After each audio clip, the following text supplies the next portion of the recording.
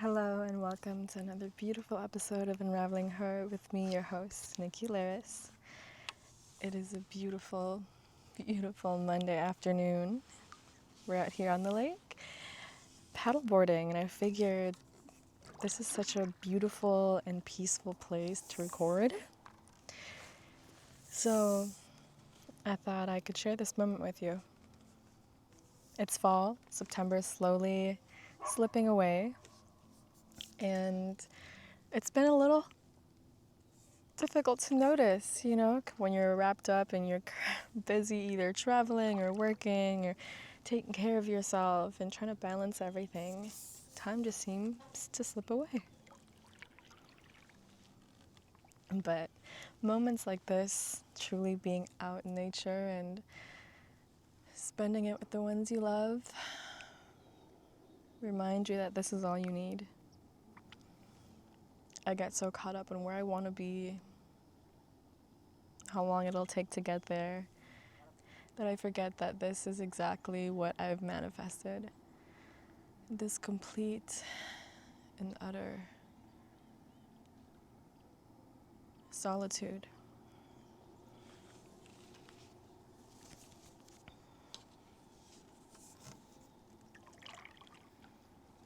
This is the pockets of peace I find in my day.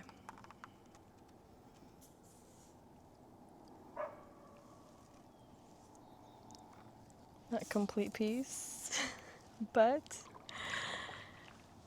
I am eternally grateful for the sun and its everlasting rays that kiss upon my skin, keeping me warm, giving me a big warm hug. I'm just so grateful. I'm so happy. When I come out in nature, I feel like this is the one thing that grounds me. This is the one thing that aligns me, kind of reminds me of which direction to take, at what pace. And the answer is always simple, and it's always been the same. And that's to go at your own pace, slow down as much as you need to. I can speak from many, many, many different experiences and instances where I try to do something super quickly because I've been so conditioned to be quick at everything I do. And in the process, in doing so, I've made many mistakes. And so as I'm growing, I'm learning to slow down in every aspect of my life, personal and professional, and to take my time, take as much time as I need. I just want to get it right the first time because I am getting exhausted to the point of having to redo something over and over again and not thoroughly reading the directions or not slowing down, basically. I feel like I've missed a lot of things in the process if I'm not slowing down, or I'm getting caught, or I'm tripping. I've just found that nature reminds us to slow down because nature takes its time. It doesn't rush. This is exactly how I would like to spend my days every day if I could, but I know right now it's not realistic. Why? Because I'm still working to become the woman I would like to be, who has the time to do this. But right now, this season of my life is where I'm supposed to grind.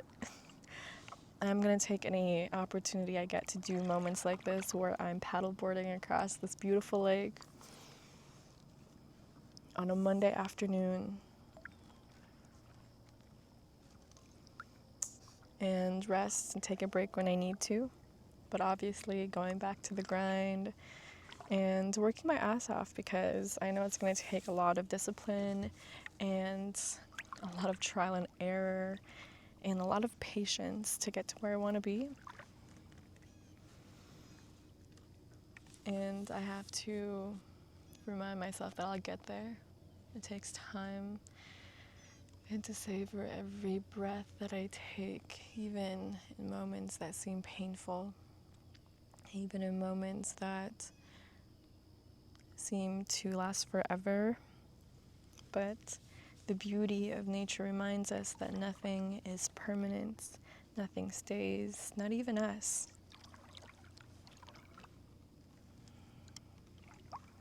You think about it, we come into this earth with nothing.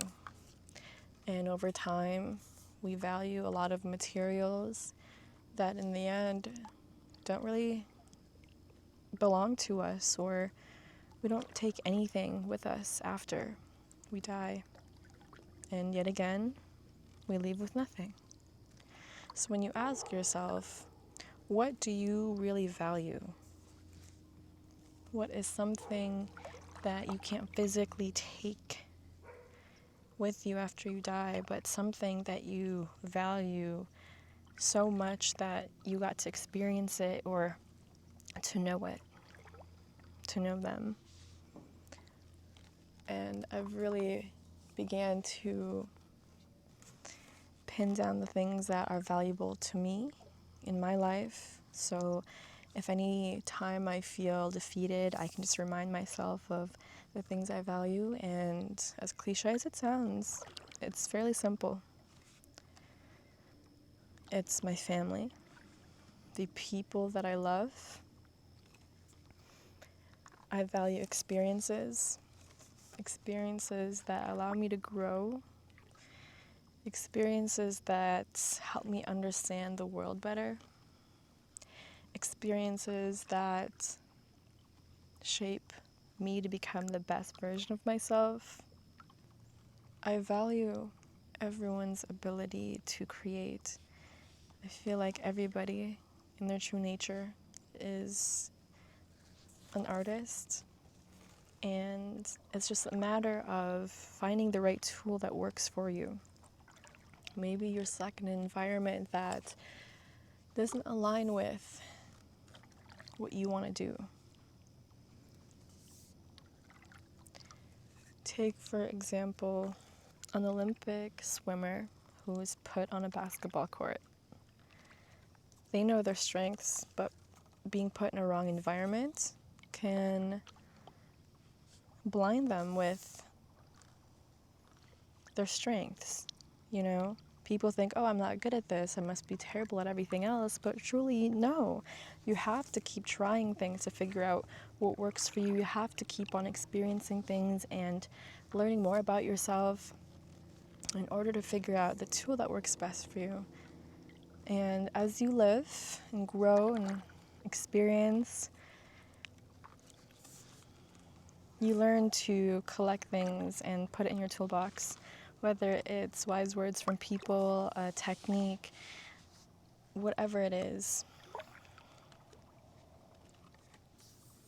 I feel like that's kind of how I live, having meaningful conversations with anybody I meet along my path, whether it's my Uber drivers, whether it's people I'm waiting with on a train, or strangers I meet literally on the side of the road or on a plane, whatever. I feel like I'm always commuting, and I always just talk to people around me to make conversation.